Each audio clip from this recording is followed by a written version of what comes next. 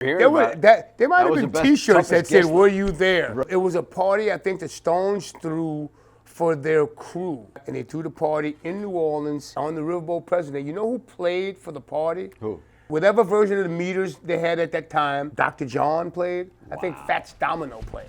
Wow. That was the entertainment for the party. You know who did the catering? Who? An up-and-coming chef by the name of Paul Prudhomme. Oh my gosh. No, we were all on blow. Nobody could eat.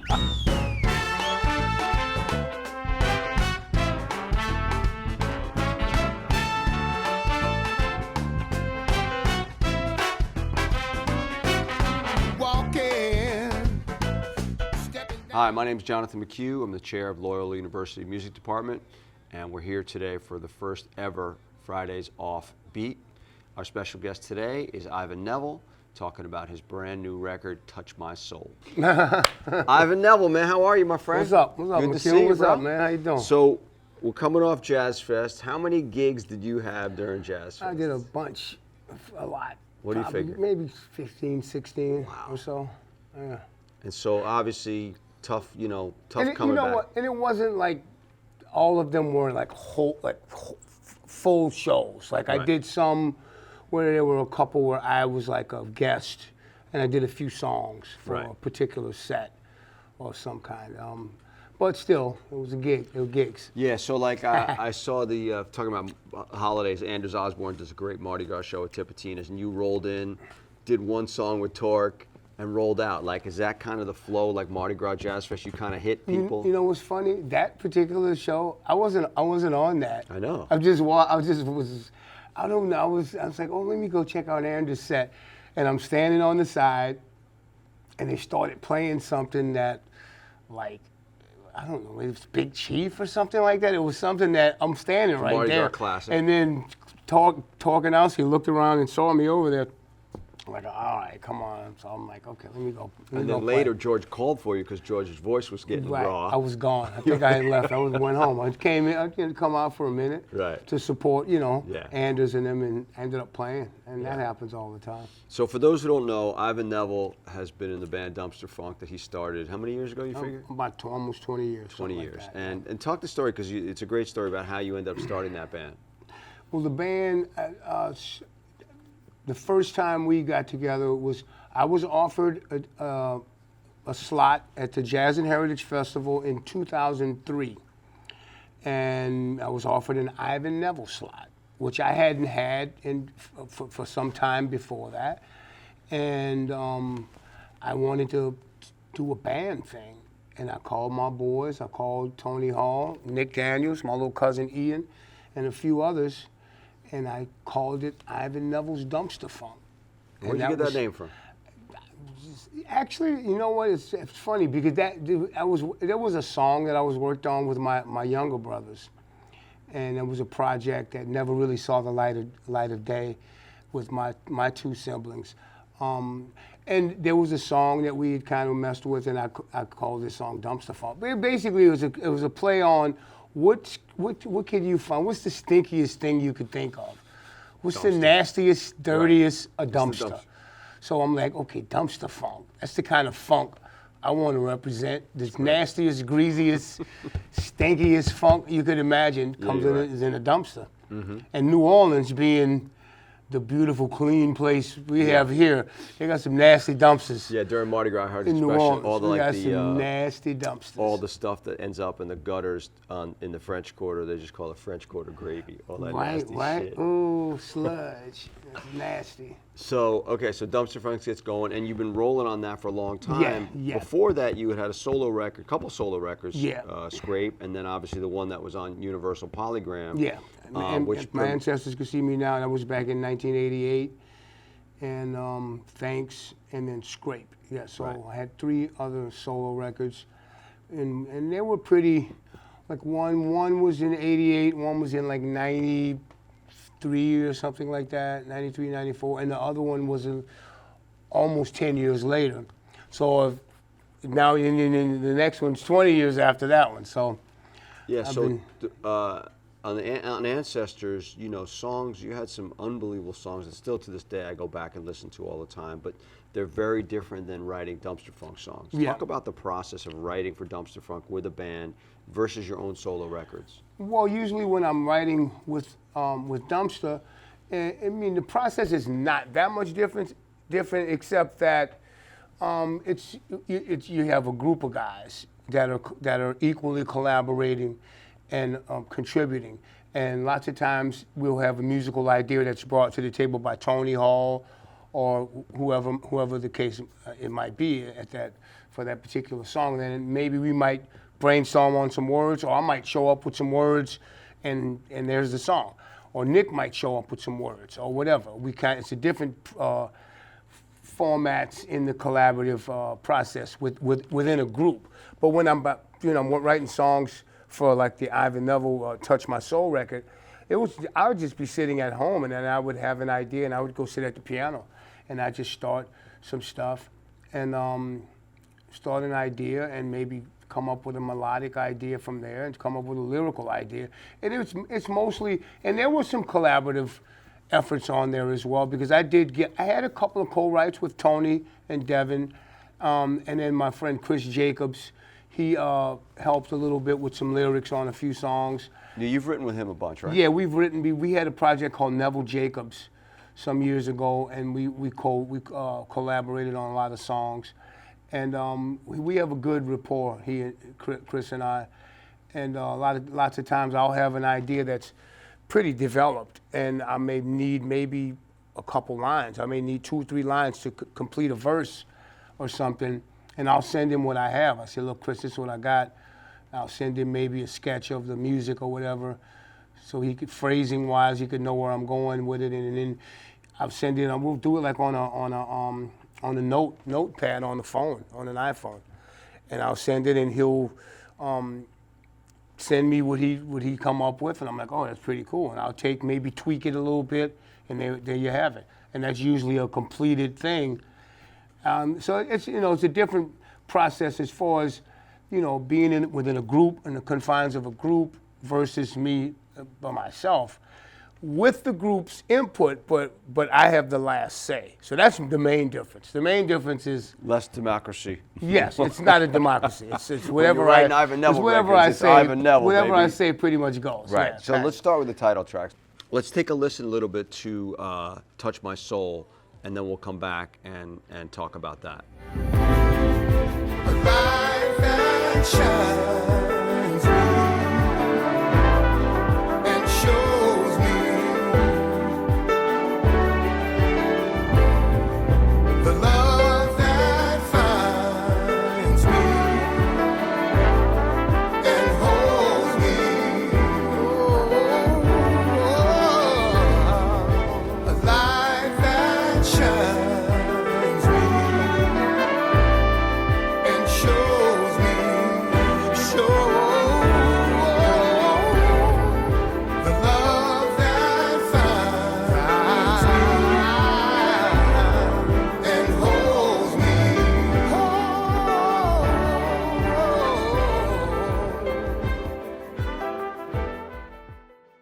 So, Ivan, "Touch My Soul," beautiful, beautiful song.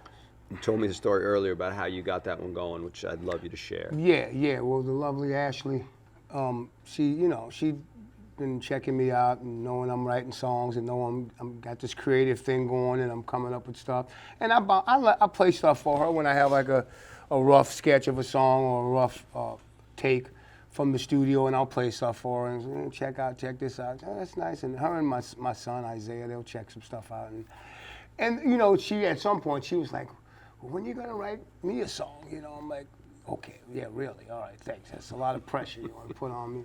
But and then it occurred to me, and it's not specific, where it's but it is. She inspired me to write this song, which is a love song, and it's basically, and it's not direct.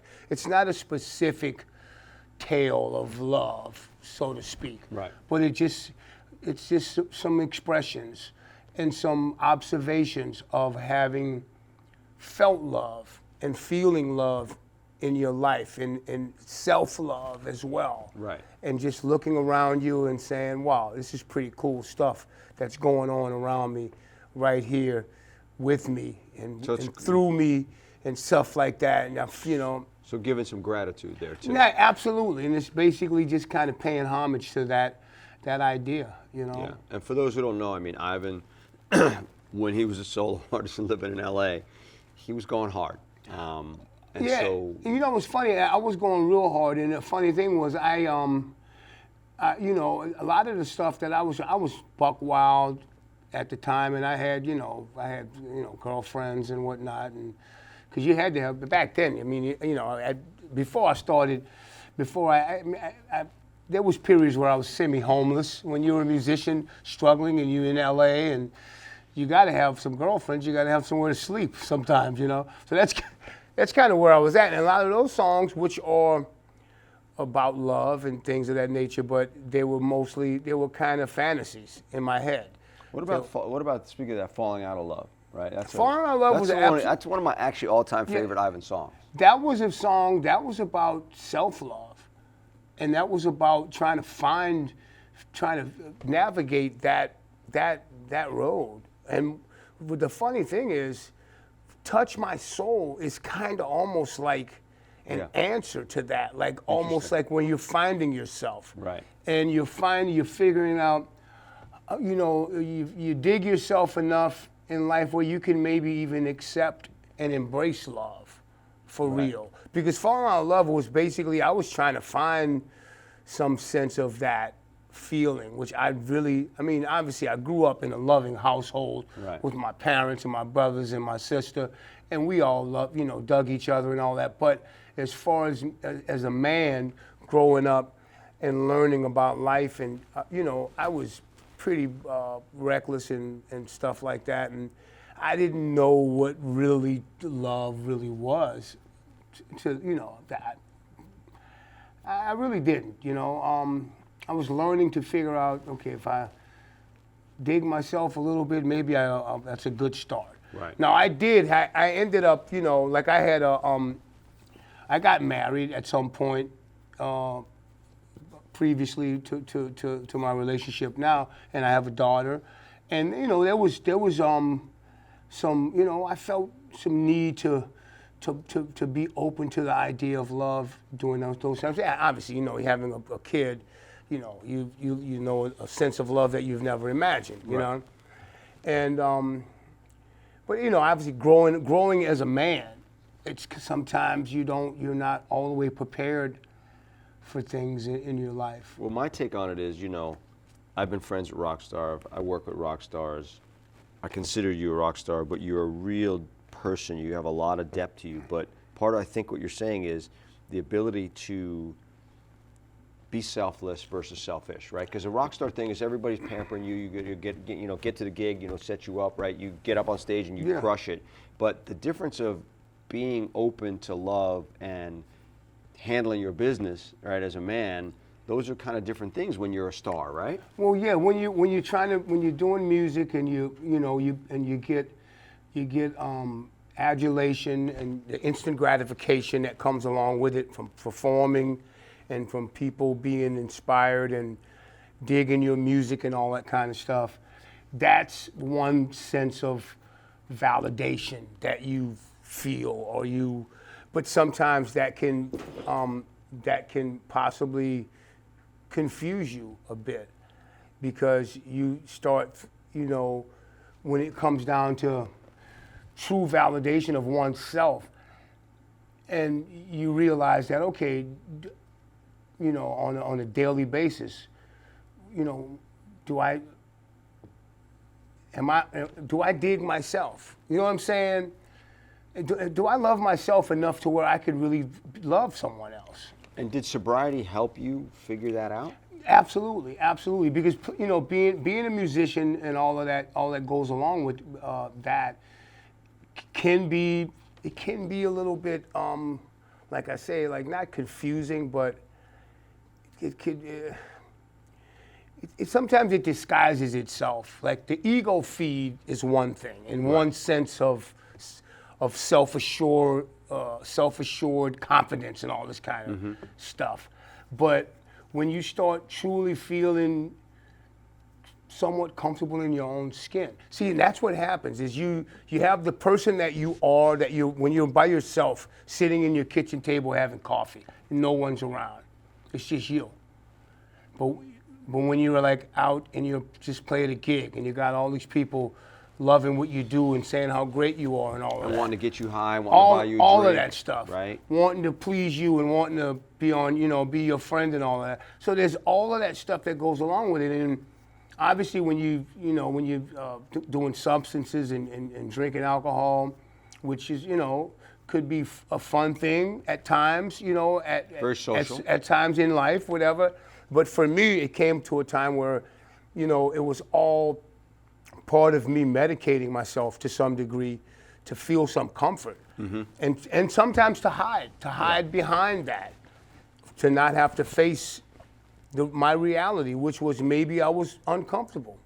Yeah, in my own remember skin. your former business manager, who's a good friend of mine, told me stories like you would basically they couldn't give you a credit card because you would just use Talking it. about Bill V? Yeah, you use it. Yeah, no, you would use I it didn't. badly. I didn't even have a debit card. Right, they wouldn't They give you wouldn't one. give me a debit card because I was gonna just spend it all up. But you know what I would do? I would call them and say, "Look, I need you to messenger me over $500," and they would send a mess. So I would pay for a messenger to show up at my house and bring me cash, so I could, sniff it up my nose or whatever I was doing at the time. The long story short is that at some point, when that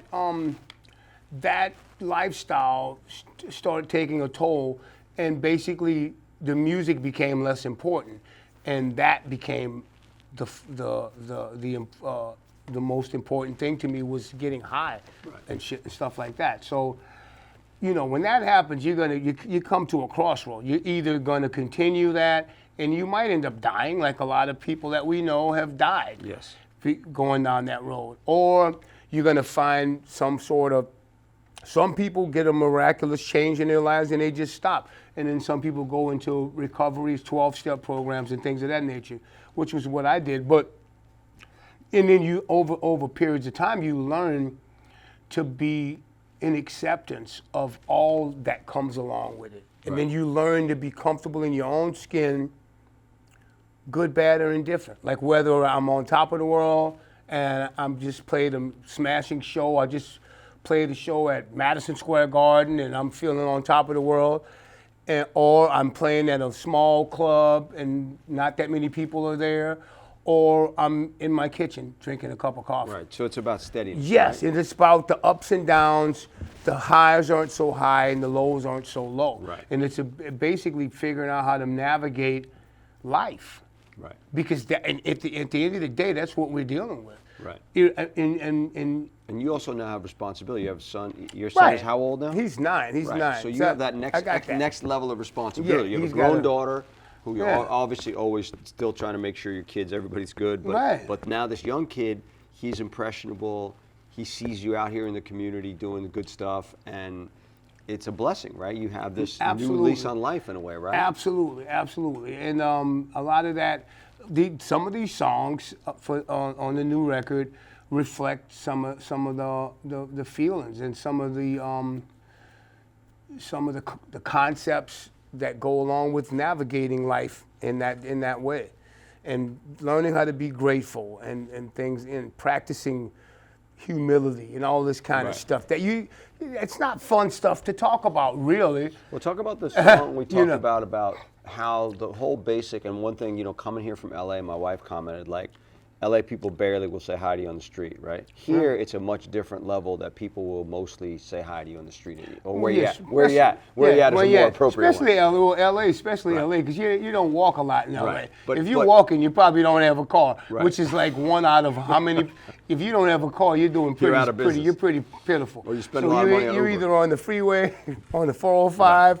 In traffic, generally, in New York as well. Mm-hmm. New York especially, because you got millions of people walking the streets of New York and that pass each other down walking down, up or down, whatever the street might be, Broadway or. But there's not a 7th. lot of hi, how you doing? There's not a lot of nowhere hey. yet. No, there's nowhere yet. No, there's not even a lot of eye contact. Right, Like exactly. you looking straight ahead. Right. You try to it's almost like people go out of their way to avoid eye contact Right. with another human being. Right. And so that inspired me to write the song "Hey All Together," and that on top of how we've become, especially over the last several years, in the world of politics and in the world of, everybody having an opinion about this and that, and it becoming so divisive. And like just because you and I don't, it's never been that drastic. Like you and I don't vote for the same guy, we can't be friends anymore. Stuff like that. Yeah, that's just good. The last couple of years, things like have been that. harsh. I mean, and then so us as a people have become so disconnected Right. because of stuff that Right. really has nothing to do with the human condition. We're all human beings. We all love music. Right. And music is the We connector. all love right? music. Yes, like you and I could disagree on 9 things, but then a song may come Right. on and we both love that song. Right. So speaking of this song, you were able to enlist, your dad, right? Who's one of the Aaron Neville, one of the greatest vocalists ever, and talk about the process of going to your dad and saying, "Hey, I might have something for you." And again, as we talked about, he's really chill. He's retired. He's done it. He's Yeah. done it for 60 years, right? Yeah, and he funny. he doesn't really want to do it No, anymore. Right? He's good. Funny thing was when we were doing this recording stuff for this song, it was during the pandemic and stuff like that. So people weren't really that keen on going anywhere or letting anyone come into their homes and stuff like that. So when I had my dad to sing on this, he had his engineer that would come by his house and set up for him to sing, and I would talk to him on the phone and say, "This is what I want you to do." Funny thing was, initially when he sang on it, I mean, I wanted to get some what I thought was some recognizable voices to help me sing a little bit on this song, and it was kind of by chance that some of it happened. Especially Michael McDonald happened to be. From the Doobie Brothers. Yeah, Michael McDonald, the voice everybody knows. legend. You hear that voice, it's him. And he happened to be in New Orleans doing a show. This is this is in 2019 or something like that. Wow. When I started developing this song. And then he happened to be in town, and I was thinking to myself, man, it'd be cool to get Michael on this song. And this is before I had the record. I wasn't writing an album's worth of material. I was working on one song. I was inspired to write that one song. Touch My Soul.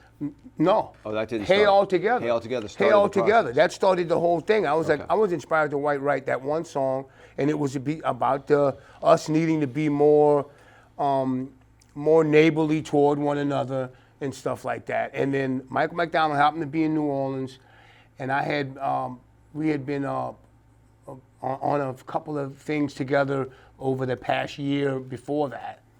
And I had his phone number, whatever, and I got in contact with him. I said, "You're going to be in New Orleans for a few days. Cool. Hope maybe we can link up and whatnot." And then I ended up saying, "I'm working on this tune. If you're interested, blah blah." And he said, "Yeah, I'll be interested in doing it if I have the time." He ended up having the time. He came over to the studio, and he sang on the track, which was amazing. When me and my engineer friend, when after Michael left the studio that evening, that night, and we were sitting there just listening to Michael McDonald's voice singing like solo, listening to Michael McDonald singing. It was just so cool. Just loving it. Yeah, and then blending my vocals with Michael's vocals was amazing. And then I had just recently played with Bonnie Raitt. I had did some touring with her in 2018 and 2019, and I found the right time to ask. I said, "Bonnie, I got this song I'm working on. I'm trying. I got my dad on it, and I got Michael McDonald on it. I'd love to have you sing on it if you dig the song and you feel like you maybe want to do something." And she said, "Sure." I sent her the song. She sang a bunch of stuff on it. She sang on the choruses, and she sang some other little stuff and sent it back to me. And I'm like, "Oh my God." So now I got Bonnie Raitt on there. I got my dad. At some point, I had David Shaw, who lives in New Orleans. I said, "Shaw, why don't you come sing on this song? You want to be on the song with Aaron Neville, Mike McDonald, and Bonnie Raitt?" He was like, "Yeah." And he came and he sang on it.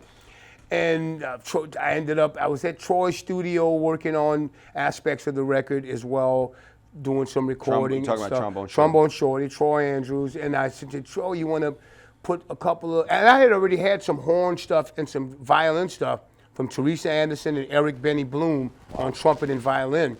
And it'd be cool to have some little horn elements later on in the vamp of the song. And I had said, Troy, I need about 4 or 5 little licks to throw in there. And he threw some stuff on there. So now you got the kitchen sink on there. You got all these great, amazing voices on there. And what a joy to just sit and listen at this stuff and to comp these vocals and to put it all together. Who produced the record with you? Who engineered? That song was produced. I produced this particular song. Basie Bob helped Basie me Bob engineer. mixes? Now the initial recording was by Andrew Block, and then Basie Bob helped me mix it. And so when we were getting to the mixing stages, we started mixing as I was adding vocals, because we started mixing this song, and then I said, oh wait, I got this other stuff. Because at some point, I think Mike McDonald, I reached out to him and says, yeah, how are you? You know, just checking in on you and thank you again for singing on that song. And he says, oh, by the way, you need anything else on there? I says, yeah, sure. You want to sing a couple of ad-libs? Down on it. A couple of ad-libs on there with right. that. And then he said, so it was fun with my man Basie Bob. We sat and we listened to stuff and we put this stuff here and put that here. And what a joy it was to put that song together. Yeah, Basie Bob is an Grammy Award-winning engineer mixer who's one of the best, both New York, LA, back and forth, LA and New Orleans guy back and forth. Basie, yeah. So he's a good one. So, okay, and then let's talk about the anthem, right? Yeah. New Orleans anthems, they play forever, centuries here, decades, right? Going back to your uncle, Mardi Gras Mambo, back in late 50s, maybe? Late 50s, that was the right? 50s. This Mardi Gras record Mambo. still gets played multiple times. That is an anthem. Right. See, that is an anthem. Right. Mardi Gras Mambo is an anthem. Hey Pakiwe is an anthem. Right. Iko is an anthem. Right. You got a few others. Big Chief. Big Chief, It's right. not as many words in it, but it's an anthem. Right. And I wanted to write a New And you've been Orleans singing song. these as signature parts of your song, encore type, people get jacked up for decades, right? Yeah, so, yeah. But you never wrote one of these on your own. Never written a New Orleans song. Right. I mean, not yet. And then so I was inspired to do something like that. And then I had an idea. I was at home. I came up with the initial idea on the piano, just me on piano fooling around. But I wasn't sure about the groove. I knew the groove was going to be something New Orleans. It was going to be some different versions of second line rhythms incorporated into it. So I called Devin and Tony Hall, and the bass line had to have some thump in it to give it that thing. And so I told Tony and Devin, look, I need you guys to help me develop this song. Right. And you also got the legendary Preservation Hall. I got Ben Jaffe. And I got Mr. Uncle Charlie. And that funny thing was, when I went over to their studio to get Ben to play some tuba, sousaphone on there, and he put his stuff on it, and Mr. Charlie was busy doing, because Mr. Charlie had just finished working on his own solo project, and he was busy. I don't know by the way, what. This is Charlie Gabriel. Charlie's how old? Like 90 or something. Right. 80, and this guy's still 80, playing. 88, I saw him the other day playing at 88? the museum, at the concert the other day. He's out there doing it still. And the guy's got a smile on his face, and he's the coolest cat, man. Like, you know, when if you go to be that old, you definitely want to be like Mr. Charlie. Yeah. That's pretty impressive. And so we were at the studio, and I got Mr. Charlie to play some clarinet on the thing, and there was already a bunch of horns on there. There was Mark Mullins and a few guys, and Mullins did the actual arrangement on the horn arrangement. Mullins and Brad Walker and Steve Lands, I believe, played the initial horns. And I got Trombone Shorty played on that as well, because this track, his engineer Paulie, who helped me do some of this, he did some engineering on a lot of this record as well. Paulie, at some point, Paulie called me and said, yeah, man, Troy's over here playing some stuff on Greatest Place on. I'm like, okay. That's good. Cool. We like that. And then oh man, it's so cool to have all those people on that song. Have Troy and Charlie Gabriel on the same song. That's amazing. Like the young and the old. Right, like, exactly. You know, the two generations coming together. Yeah, man, it's amazing. And, we got. And then as far as might last a lifetime, Cyril Neville, right? Yeah, Your it's Uncle Cyril. who, you know, more like your big brother. You guys are much Yeah. closer in age than many of the other uncles, right? Yeah. Talk about that relationship and having him involved with that song for you. Well, Cyril and I, when I was a kid, I really dug my Uncle Cyril a lot. I got to hang with him on several occasions as a youngster. I'm talking 10, 11, 12 years old. And my dad didn't look too fondly on it at the time because Cyril was kind of he Radical. was a radical, wild dude. And yeah, okay, you hanging with Cyril, huh? You know. But it was cool. It was with love, but it was also with a little bit of care and a little bit of caution. If you go and hang with Cyril, keep tabs on him. But anyway, Cyril, I didn't really know that Cyril was that great of a singer until he started singing with the Meters. And he started singing with the Meters, and it was mind-blowing, some of the stuff that I would hear. I would hear outtakes, and I would hear demos and rough takes of stuff that they were recording. And man, I so dug the way he sang. And a lot of him, he inspired me and influenced me in a big way. And a lot of my stuff, when I would sing, I would try to be as soulful as Cyril. And so, obviously him being the youngest of the brothers, he and I were closer in age. So I related a little bit more to him on certain levels and stuff like that. But Did you think about him for this track when you were doing it? no, when I was doing it initially, it wasn't like he immediately came to mind. But then I'm listening at the song, and I'm like, something's not there. And then I'm like, Uncle Cyril. So he came to you in your mind. Like, Yeah, I'm like, I need Uncle Cyril on this. I'm like, who? Because I was thinking I would maybe want to sing a few ad-libs in the end myself and put some more stuff. I'm like, but Cyril would sing the coolest shit on here. He would sing some cool stuff on here. And let me see, yeah. So I tried to get Cyril on it a couple times, and I maybe sent it to him, and then one day he happened to be over there at Troy's studio. He was working on some other stuff. I think Omari, my cousin Omari, Cyril's son, was working on some recordings of his own. He's got a funky band. He was working on some of his stuff. Omari, Neville, and The Fuel. The Fuel, They right. were recording, and he was at Troy's place, and I think I wasn't there. Somebody called me up. I think the engineer called me up and said, "Ivan, Uncle Cyril is going to sing on Might Last a Lifetime." I'm like, "Okay, go ahead. Just let him." Paulie's I taking said, care of just business. tell him to sing on the end, on the Right. vamp, and just throw some stuff, and then I'll, maybe a day or so later, I got in there and he sang a few ad-libs. Basically, that's, and it was like perfect. I'm like, okay, this is exactly what I wanted, exactly what I thought it might be. And when that happens, it's so amazing. Let's listen to Might Last a Lifetime a little bit. Feel good for a minute. It might just last a lifetime. You get the love you put in it. Ladder's only high as you climb. Saints in silver linings. Hanging in the clouds. I used to run for cover. I'd let them find me now. Stop holding out for someone. Something awesome. We're back on Fridays OffBeat, the new podcast with OffBeat Magazine and Loyola University. And we have our first guest ever, Mr. Ivan Neville, who just dropped a crazy good record called Touch My Soul. And so Ivan, we're just going through some songs on the record. So obviously dance music love. You were able to pull in one of your guitar buddies. Talk about that. Yeah, so this was a tune I was kind of fooling around with.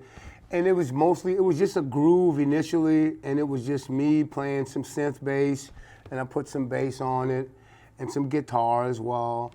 and it was just a groove, and I had a little turnaround in it, and it was just a very, and as I started developing the song, the verses would come, and then a chorus, which is a turnaround, and then it would just be this groove. And I had a lot of little sequency, I guess, arpeggiated kind of keyboard things going on. And I needed something, and I was thinking, my initial thought was the kind of guitar fills that Stevie Ray Vaughan played on Let's Dance, the David Bowie track. Right. Produced by Nile Rodgers, right? Huh? Produced by Nile Rodgers? Yeah, that was produced by Nile Rodgers, and Stevie Ray plays those guitar licks. Wow. And it's not a solo per se, it's just some licks. Mm-hmm. It's like, some badass guitar licks, Stevie Ray. And that's what I was thinking. I was thinking, man, if I can get some stuff kind of in that vein on this song, it would be pretty cool. And I was thinking, I know Doyle, made me call Doyle. And I was thinking maybe Gary Clark Jr. would be great on it as well, or maybe I can get both of them. I think Gary was pretty busy around the time, and then I sent it to Doyle, and Doyle had said, yeah, man, I'm digging this when I got time to get to it. And some time had passed by, and then one day I got a call from Charlie Sexton. Another great Austin guitarist. Yeah, Charlie called me and says, hey, I'm with Doyle, and we're going to my house, and he's gonna record this guitar stuff on your song. And he asked me a few questions about it, and I told him, whatever he asked me, I answered the questions, and that was it. And I said, I'm in good hands. I know I'm in good hands. Right. If Charlie Sexton is gonna engineer Doyle playing this guitar shit, you're good. This is gonna be crushing. Right. So I'm like, when you finish, just send it to me what you got. Right. And I was totally floored when I heard what they had. And that was another one that was a blast putting together, because I think I had Eric Heigl helped me to sort out the guitar stuff, because he'd sent me several takes and a couple of versions and whatnot. He did a bunch of work on the record. Heigl did some engineering what kind of as stuff well. did he do? Heigl? What kind of records was he on this one? He helped engineer some of that track. He helped me comp the guitar stuff, the Doyle stuff. And he also, at that time, I was like 2/3 of the way in the record. Right. And the other engineer, Cat, moved to New York in mid-record. Right. He moved. So Heigl jumped in. So Heigl had to jump in. The baton was passed to Heigl. Speaking of, have you heard his band 79ers Gang? Oh yeah, I know Romeo and them. That's really good. 7 Wall, 9 Wall. I know about the 7. I know about that. That's really Romeo. I forget the other cat's name, but I know Romeo Boucher. Yeah, I saw them at the Jazz Romeo Fest. Boucher. Fantastic. Yeah, there's some bad dudes, man. Yep. They got some Mardi Gras Indian stuff. Yep. Shout out to Eric Heigl for putting that record in the together. New Ages, and they got it going into the future with that one. Yeah, 79ers Gang about to blow. I know. They're good. Romeo. A couple of the songs on the record before we go back in time. What made you want to do the Talking Heads classic? This must be the place. And that's funny that you see, and then we're talking about Heigl, because Heigl was instrumental in helping to engineer that song, and he co-produced that track with me. He was there from day one of that song. And you know what? I was just listening to some music in my car, and that song came on. And I had been thinking about a song to possibly cover for this record, and I had no ideas at all. And I have a lot of music, a lot of songs that I like, a lot of stuff I like, a lot of artists that I really dig, and nothing was really coming. And I heard that song, and I'm like, oh, and I did a little bit more research, and I checked that song out again. I think I got home and I listened to it again. I'm like, oh, I could sing that. We could bust that. And I'm like, this might be a good one to bring in the full Dumpster crew, because I was thinking of incorporating a 2-bass thing, which we did with Nick Daniels and Tony Hall, playing a double bass. How did that start, by the way, the double bass idea? That just happened because when I was starting the band, I was like, who do I get in this band to play bass? Is it Tony or is it Nick? And I'm like, they both play. I want both of them, because I know Tony can play guitar as well. That adds the extra little fucking slimy funk, right? Yeah, that's what it was. That's what it was like. I'm like, I'll get both of them, because both of them sing, and Tony plays guitar as well. So that would be a good. So I got the whole Dumpstaphunk in the studio, the rhythm section anyway. Devin Nick, Tony, and Ian and myself to cut the track. And then we cut the track. And then I sent it to Alex Vasily, and I had Alex. There's a keyboard part. It's like the hook keyboard part on the Talking Heads song that I made into a horn section. Right. And I had Alex Vasily pull it.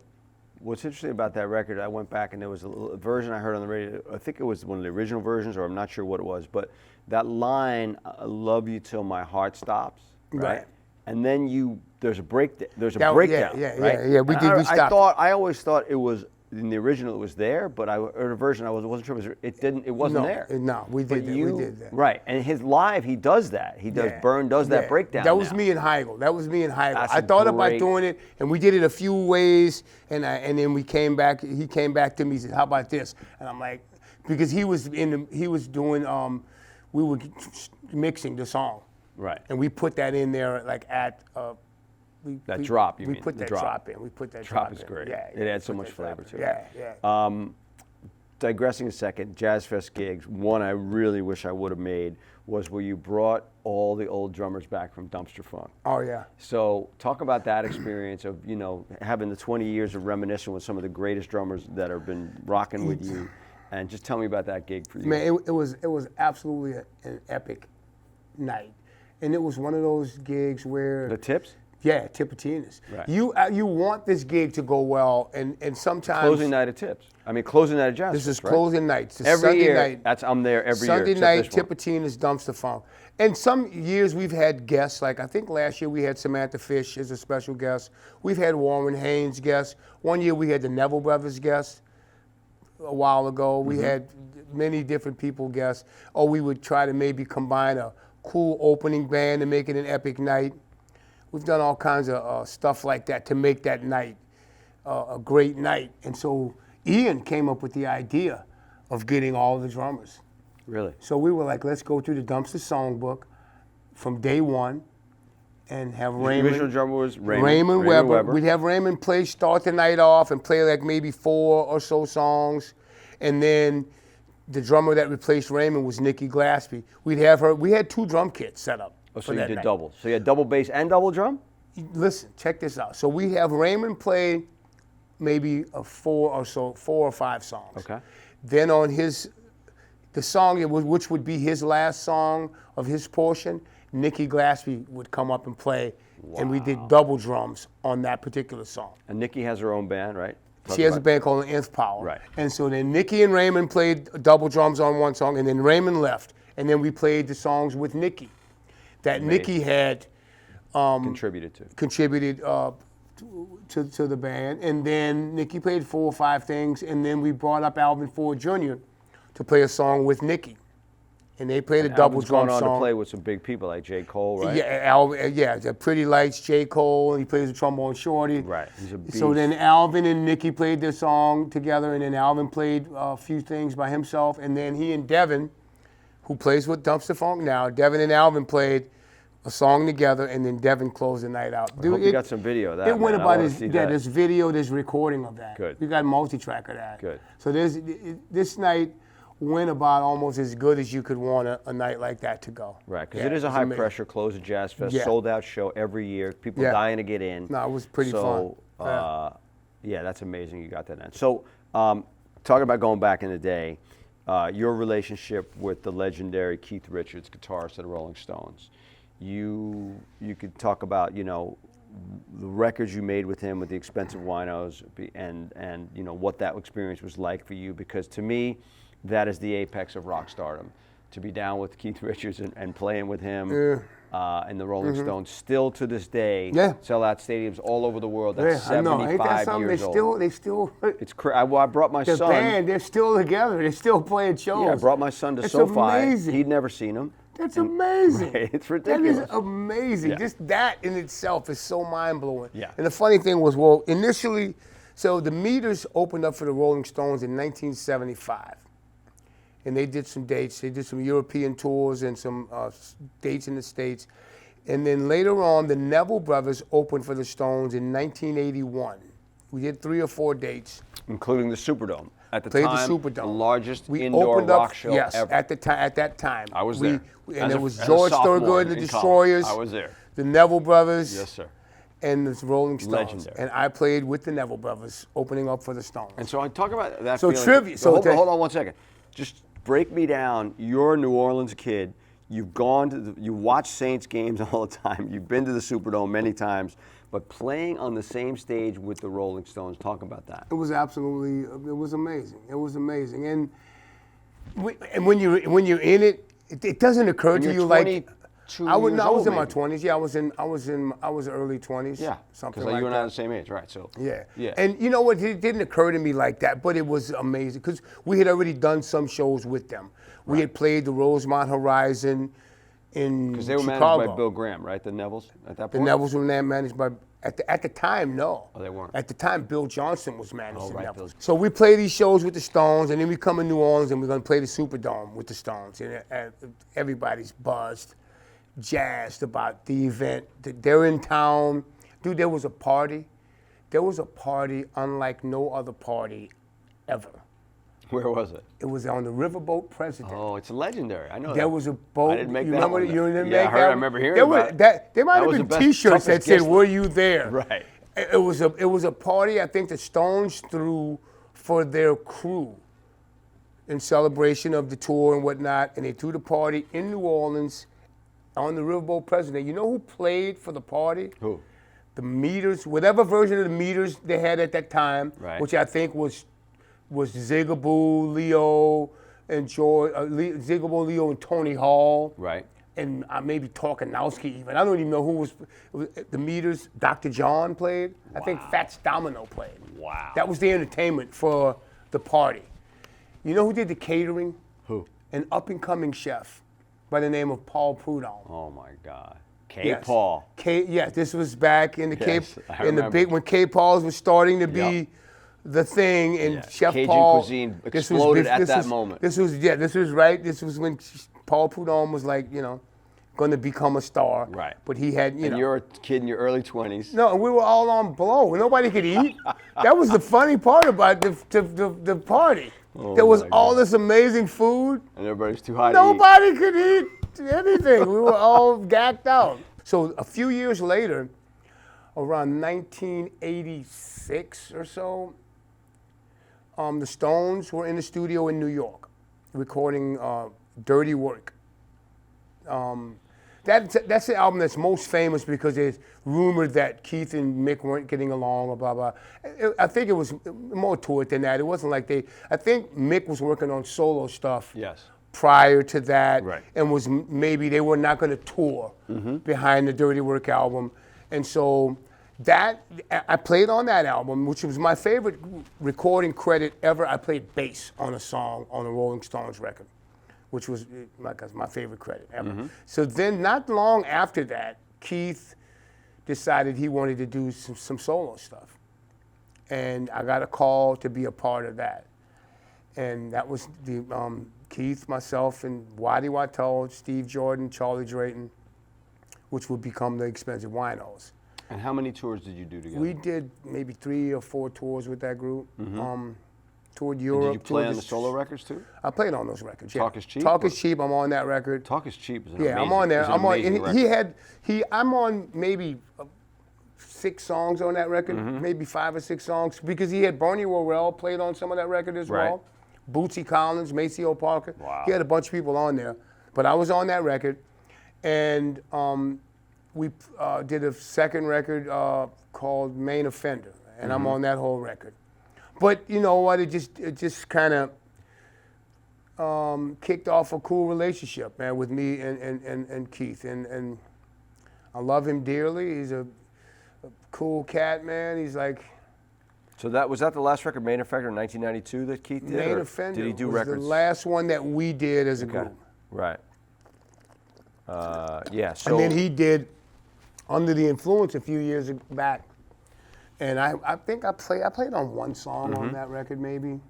And do you ever see yourself doing more stuff with Keith? Oh no, he did the video. He did the documentary was called Under the Influence. right. It wasn't a record. It was Right. called yeah. And I did something. I was a part of that. What was your question? I just said, do you ever see yourself doing more stuff with him in the future? Absolutely, absolutely. Well, we got the band back together last year at the Love Rocks concert, Love Rocks, New York. So anyway, so yeah, I mean, that's an incredible, look, you've had this incredible journey. And, you know, I remember when I was at WTUL, we booked you for the Rock On Survival Marathon. I don't even remember what the incarnation is. I have no idea. I just remember hanging out with you and realizing you and I were the same age and you were on this trajectory. And I was I wanted to get in the music business. And I just have this memory of you playing at that, you know, which is now the home of the Crawfest. But, you know, you've had this incredible, 45-year career as a musician. So what is it that you hope to achieve for the future? Because you're still as young, active as ever, even though we are older than we were. Yeah, well, you know, I just want to, I'm hopeful that, you know, some people get to check out this record, Touch My Soul. I'm hoping that people get exposed to it and some cool messages, some cool songs. I think it's a good little piece of music. It's great. And I hope people can, you know, get exposed to it. And I got some more songwriting in me. I got some more songs that I want to write. And maybe I might want to do some sort of cover, an album of covers or something. Mm-hmm.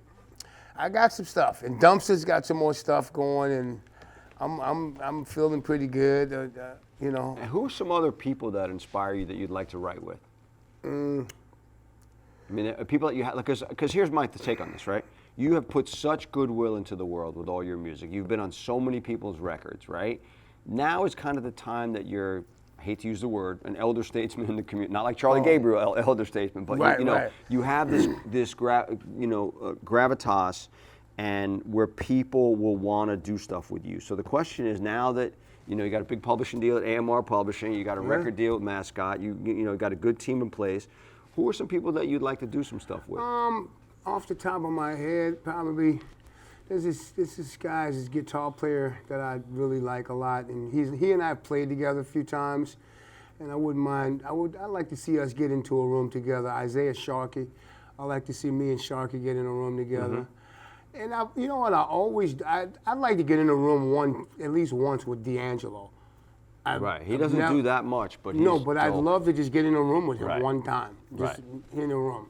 And you know what? Actually, someone else that I wouldn't mind just getting into a room with is hopefully with Keith again. Obviously, with Keith. Right. I would love to get into a room with Keith. And do you guys, when you work with Keith, is it an open form of writing, or does he come in with songs? It depends on what it is, but lots of times he might have the initial idea going, Right. and we'll just help enhance it in some way. Depends.